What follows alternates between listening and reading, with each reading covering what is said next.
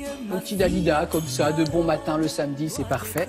Nathalie, donc dans l'actualité du tourisme, il y a un phénomène qui prend de l'ampleur, c'est la visite d'entreprise. Et alors ce matin, ma petite blagounette de fil en aiguille, vous nous faites découvrir quel type d'entreprise? Une manufacture effectivement qui fabrique des aiguilles et des épingles. Mais c'est vrai que le tourisme industriel, ce tourisme du savoir-faire, ça ne cesse de prendre de l'ampleur. Selon l'association Entreprises et Découvertes, on est passé de 12 millions de visiteurs en 2012 à 15 millions de visiteurs en 2018. Donc on peut dire que c'est une belle dynamique. Et surtout, les entreprises jouent de plus en plus le jeu. Aujourd'hui, on compte en moyenne 2000 entreprises qui ouvrent leurs portes au public toute l'année.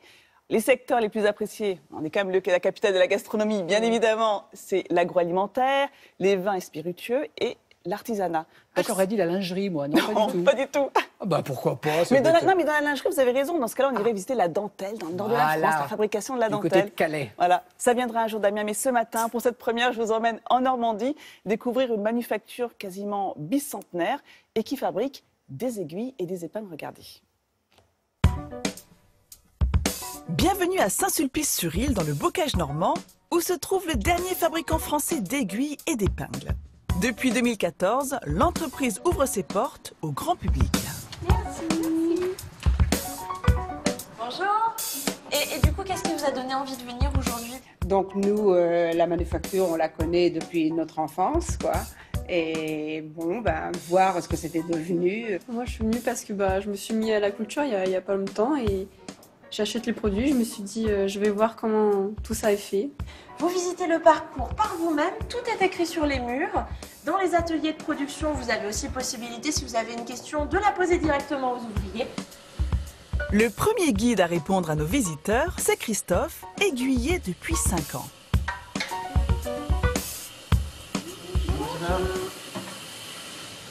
Alors, vous faites quoi? Ce jour-là, sa mission un peu particulière, fabriquer des chats. Où on passe le fil dans le trou.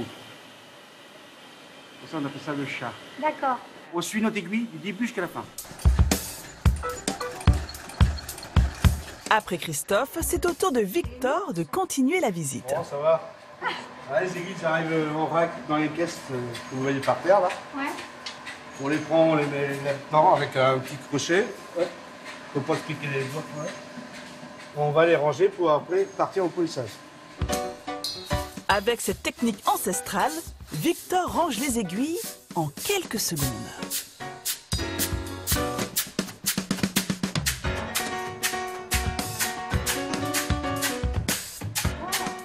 Chapeau, hein. Mais il n'y a pas une machine qui existe pour faire ça? Alors, on n'a pas trouvé mieux que les bras. Et ça va plus vite que la machine. Ça fait combien de temps que vous faites ça? Moi, ça va faire 31 ans. Ah oui, quand même. Ouais. Ah oui. Ça fait des millions d'aiguilles. Votre femme est couturière quand même. Non. Pour faire autant d'aiguilles. Ah non. Même pas. Bonjour. Une fois nos aiguilles rangées, il faut les conditionner et c'est le travail d'Isabelle.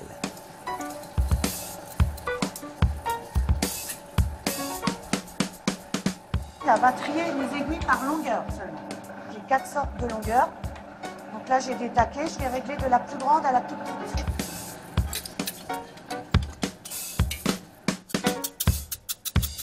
Donc là, j'ai juste à les ranger.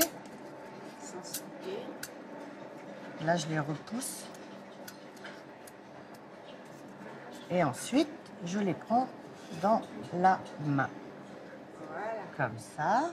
Du coup, il y a combien d'étapes avant le conditionnement? Donc, il y a 27 étapes avant que l'aiguille soit mise en pochette et soit terminée. Quand on regarde les paquets d'aiguilles, on ne pense pas forcément qu'il y a eu autant d'étapes entre deux pour arriver là. Ouais. Les gens ne s'imaginent pas le travail pour une aiguille. Ils nous le disent tous, d'ailleurs. Voilà. Merci. J'ai répondu à vos questions. Merci. Vous avez vu quand même, hein, 2 mois pour faire une aiguille. Impressionnant. Quand on pense qu'aujourd'hui une voiture, ça se fait en quelques jours, 2 mois Donc pour achetez fabriquer plutôt une aiguille et pas une voiture. Donc on apprend des choses, ouais, c'est ça, on apprend des choses. Dites-moi, Nathalie, c'est formidable. Donc on voit les guides, ce sont les salariés. Exactement. Donc quid de la productivité? Parce que pendant qu'ils papotent, ils peuvent plus faire leur boulot.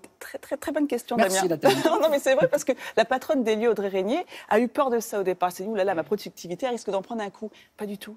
Les salariés, vous avez vu, hein, ils sont fiers de montrer leur entreprise, donc ils s'impliquent davantage, aussi bien pour la production que pour la visite d'entreprise. Ce que je vous ai montré, c'est vraiment un petit résumé. Vous avez vu, ça dure quand même 2 heures en tout, parce que vous avez l'atelier et à côté, vous avez un musée qui vous retrace le contexte industriel dans lequel ce savoir-faire s'est implanté dans la région. C'est extrêmement bien fait avec des images, de l'infographie. On a même des plaquettes numériques qui vous expliquent tout ça. Donc moi, je vous invite vraiment à aller faire un tour. Ça mérite le coup d'aller visiter les coulisses des entreprises en Normandie. Et là, on était donc en la Normandie. Manufacture en Normandie, dans l'Orne. C'est beau, département 61, puisqu'on révise aussi sa géographie. Bravo Damien. Je suis impressionnée. Celui-là, je l'ai eu bon. Merci beaucoup. Allez, on va marquer une petite pause et on revient après le journal et la météo. À tout à l'heure.